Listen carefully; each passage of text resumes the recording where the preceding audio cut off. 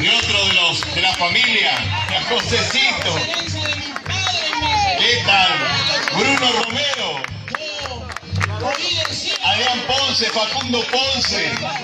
Paula Godoy. Valentina Adribe. Ángeles Romero, Teresa Ponce, José Romero. Miren acá el carruaje. ¿Qué tal? Acá van ellos. Repartiendo leche también. Leche de chocolate es lo que llevan ahí. Miren este caballo. Miren estas paisanas, miren estas vestimentas.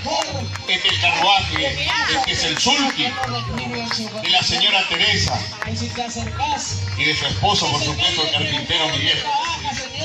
El carpintero también. Yo soy Mencho de la Estrella. Hermosas guainas. Las que van con cinta son todas comprometidas. ¿O no?